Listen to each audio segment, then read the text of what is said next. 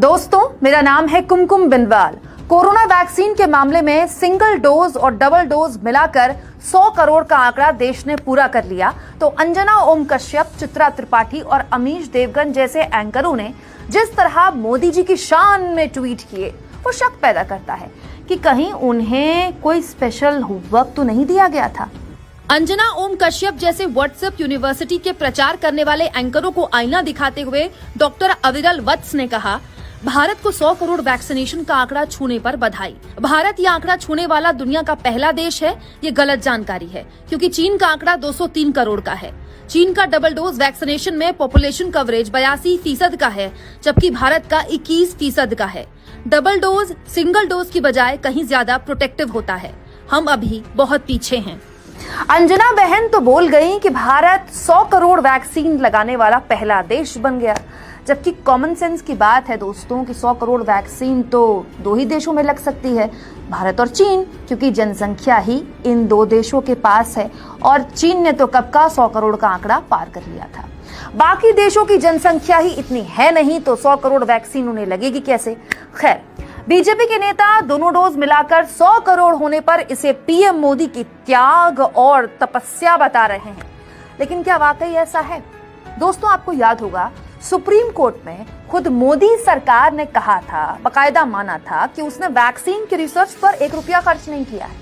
सरकार ने यह भी कहा था कि वैक्सीनेशन पर 35,000 करोड़ रुपए का खर्च आएगा। आपको याद होगा निर्मला सीतारमण ने बजट के दौरान बताया था, लेकिन उसमें भी बहुत मेरे जैसे लोग थे जिन्होंने प्राइवेट अस्पताल में पैसे देकर वैक्सीन लगवाई है। मेरी दूसरी डोज मैंने पैसे देकर लगवाई है।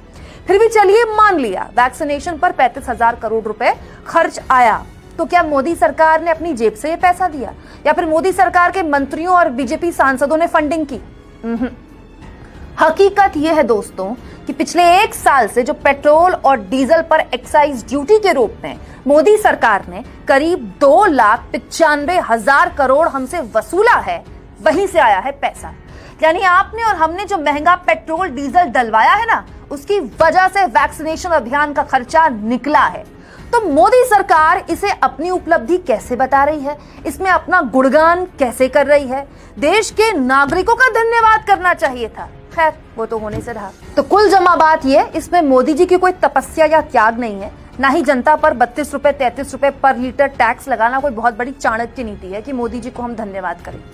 हकीकत यह है दोस्तों कि जब लोगों की नौकरियां जा रही हैं, लोगों के रोजगार चौपट हो गए हैं, व्यापार धंधे बंद हो गए हैं, उस दौर में भी भारी टैक्स लगाकर सरकारी खर्च निकालना और वैक्सीनेशन अभियान चलाना सबसे आसान रास्ता था जो मोदी सरकार ने चुना। यानी जनता ने पेट्रोल डीजल पर मेहनत का पैसा दिया और मोदी जी ने जनता के पैसे पर राशन के थैलों और कोरोना सर्टिफिकेट पर अपना फोटो छपवाकर बंटवाकर बता दिया कि देखिए कितना बड़ा त्याग और तपस्या मोदी सरकार या मोदी जी ने की है। आप इसे त्याग और तपस्या करेंगे? हिंदुस्तान लाइव की पूरी टीम कोरोना वैक्सीनेशन के 100 करोड़ का आंकड़ा पूरा करने पर हर उस व्यक्ति का धन्यवाद करती है जिसने देश के पेट्रोल पंप पर जाकर महंगा पेट्रोल डीजल डलवाया और देश को कोरोना मुक्त करने पर एक बहुत बड़ा अभियान छेड़ा, जिसकी वजह से आज हम ये लक्ष्य प्राप्त कर पाए हैं। 5 किलो राशन जो दिलवाने का काम मोदी सरकार गरीबों के लिए कर रही है, वो भी आपके हमारे महंगे पेट्रोल डीजल से कर रही है। उसके लिए भी आप जनता का बहुत बहुत शुक्रिया।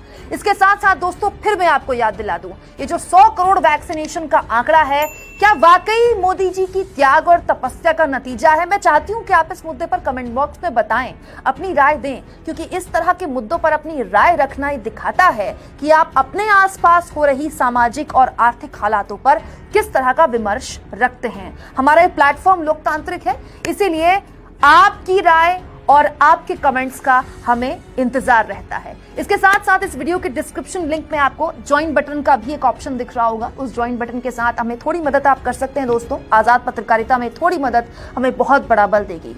शुक्रिया।